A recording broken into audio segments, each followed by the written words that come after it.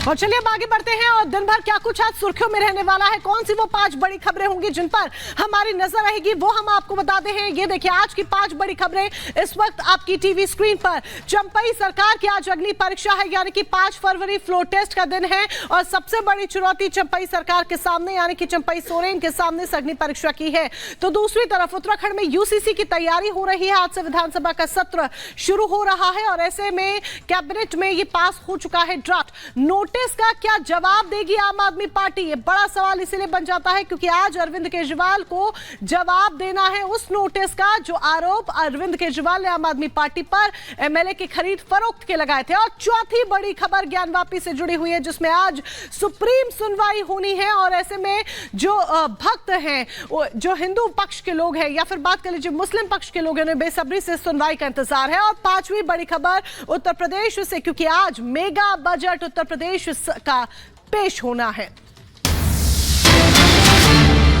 तो बिल्कुल उस बीच बड़ी खबर मोनिका अपने दर्शकों को बता दे, दरअसल ज्ञानव्यापी पर आज सुप्रीम कोर्ट में सुनवाई होनी है। हिंदू पक्ष की याचिका पर यह सुनवाई होगी।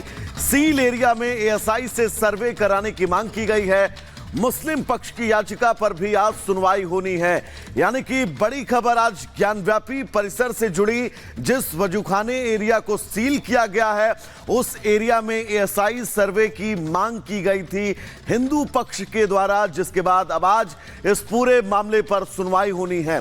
सुप्रीम कोर्ट आगे की दशा और दिशा तय करेगा कि आखिर जो वजू खाने का सील एरिया है उसमें एएसआई सर्वे हो या फिर ना हो। 3 तस्वीरें हैं और इन 3 तस्वीरों के जरिए ज्ञानव्यापी प्रकरण का सबसे ताजा अपडेट क्या है यह हम आपको बता दें। दरअसल ब्यास जी के तहखाने में जिला जज की परमिशन के बाद पूजा पाठ शुरू हो गई है। सुप्रीम कोर्ट में आज सुनवाई है तो साथ ही तौकीर रजा जैसे तमाम लोग लगातार आपत्तिजनक बयान जो है वो देते हुए नजर आ रहे हैं। लेकिन आज की सुप्रीम कोर्ट में सुनवाई बहुत अहम है क्योंकि पूरे परिसर का एएसआई सर्वे हो चुका है। 839 पन्ने की सर्वे रिपोर्ट सामने है। ऐसे में उस वजू खाने एरिया जिसको सुप्रीम कोर्ट के आदेश के बाद ही सील किया गया था, अगर एएसआई उसके सर्वे के आदेश देती है तो हिंदू पक्ष की बड़ी जीत होगी। रिपोर्ट आपको दिखाते हैं।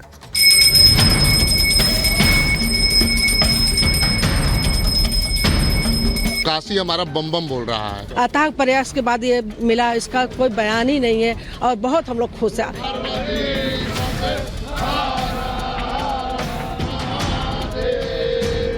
सिर्फ मुसलमानों के सब्र की वजह से अभी तक हिंदुस्तान में खाना जंगी नहीं हुई है।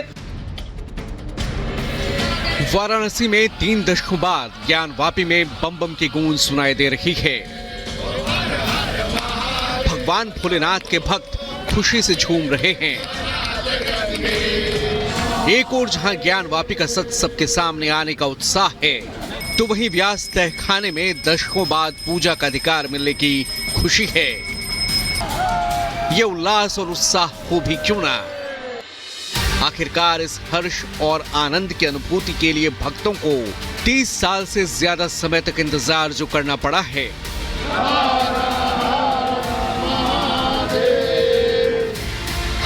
वहीं ज्ञानवापी का मामला अब देश के सर्वोच्च न्यायालय में पहुंच गया है। आज सुप्रीम कोर्ट में वजू खाने के सर्वे की मांग वाली अर्जी पर सुनवाई होगी। हिंदू पक्ष की तरफ से सील एरिया में एएसआई से वैज्ञानिक सर्वे करवाने की गुहार लगाई गई है, जिस पर चीफ जस्टिस की अध्यक्षता वाली 3 जजों की बेंच सुनवाई करेगी।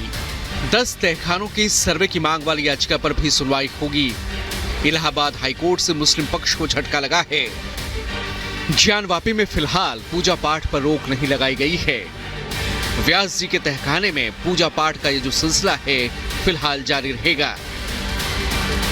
35 नंबर आइटम है सुप्रीम कोर्ट में जस्टिस चंद्रचूड़ की अध्यक्षता वाली 3 जजों की बेंच उसमें सुनेगी। उसमें 3 पॉइंट्स रखे गए हैं। पहला पॉइंट ये कि जो 10 तहखाने हैं उनका एएसआई सर्वे हो।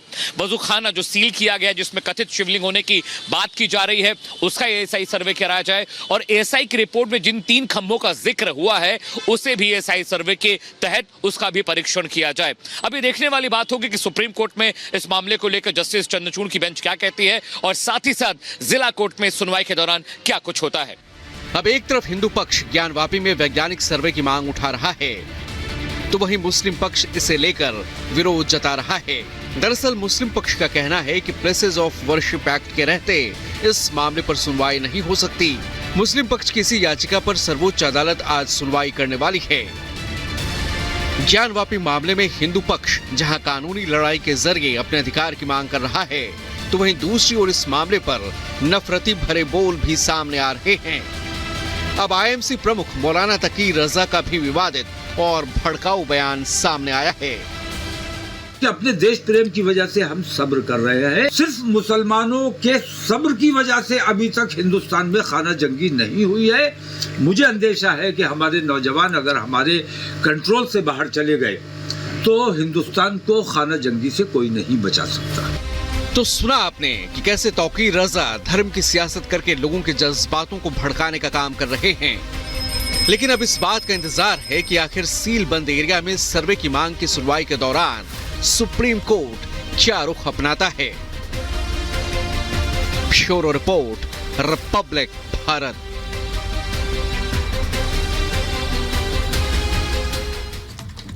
प्रधानमंत्री नरेंद्र मोदी आज राष्ट्रपति के अभिभाषण पर धन्यवाद प्रस्ताव देने वाले हैं। 1 मिनट में पूरी खबर देखिए। देश में लोकसभा चुनाव से पहले आखिरी संसद सत्र चल रहा है। मोदी सरकार के दूसरा कार्यकाल खत्म होने से पहले अंतरिम बजट पेश किया जा चुका है। बजट सत्र की शुरुआत राष्ट्रपति द्रौपदी मुर्मू के अभिभाषण से हुई। 31 जनवरी को राष्ट्रपति मुर्मू ने सत्र की शुरुआत संसद के दोनों सदनों की संयुक्त बैठक को संबोधित करके की, जिसके बाद लोकसभा और राज्यसभा में धन्यवाद प्रस्ताव पर चर्चा की गई। अब आज पीएम मोदी राष्ट्रपति के अभिभाषण पर धन्यवाद प्रस्ताव का जवाब देंगे। बीजेपी ने इसे लेकर पूरी तैयारी भी कर ली है और उसने अपने सभी सांसदों को व्हिप जारी किया है। खबर है कि बीजेपी ने व्हिप के जरिए अपने सभी सांसदों को सदन में मौजूद रहने के लिए कहा है। पीएम मोदी राष्ट्रपति के अभिभाषण पर धन्यवाद प्रस्ताव का जवाब देंगे। आज सत्र के दौरान पीएम मोदी संसद को संबोधित करेंगे। इस दौरान वो अपनी सरकार की उपलब्धियां गिनाने के साथ ही भविष्य के लिए उनका एजेंडा भी देश के सामने रख सकते हैं। Bureau report, Republic Bharat. तो चलिए नमस्ते भारत में आगे बढ़ेंगे और आपको बता दें आज उत्तर प्रदेश सरकार का भी बजट है। वित्त मंत्री सुरेश खन्ना इस बजट को पेश करेंगे और ये तय है 2024 के आम चुनाव को लेकर इस बजट में आम लोगों को राहत मिल सकती है। उत्तर प्रदेश का वर्ष 2024-25 का आम बजट आज सुबह 11 बजे विधानसभा में पेश किया जाएगा। योगी सरकार लगभग 7 लाख करोड़ रुपए से ज्यादा का बजट पेश करेगी, जिसमें धार्मिक और पर्यटन स्थलों के विकास, ट्रांसपोर्ट कनेक्टिविटी, स्वास्थ्य, शिक्षा, रोजगार के साथ साथ बिजली और सौर ऊर्जा पर खास फोकस रहने के आसार हैं। सुबह 11 बजे वित्त मंत्री सुरेश खन्ना बजट पेश करेंगे। चुनावी साल होने के चलते बजट में जनता को तोहफे देने की कोशिश हो सकती है। यूपी का बजट 2027 तक भारत को विकसित बनाने के पीएम मोदी के दृष्टिकोण पर आधारित होगा। बजट में सरकार 3 से 4 नए औद्योगिक गलियारे बनाने की घोषणा कर सकती है। इसके अलावा लखनऊ मेट्रो के विस्तार की योजना, गोरखपुर, वाराणसी, प्रयागराज मेट्रो के लिए भी बजट में अहम ऐलान की संभावना है। कुंभ की तैयारियों और अयोध्या और काशी जैसे धार्मिक स्थलों के विकास पर भी जोर दिए जाने की संभावना है। सुबह 9:30 बजे लोक भवन में मुख्यमंत्री की अध्यक्षता में कैबिनेट की पहले बैठक होगी।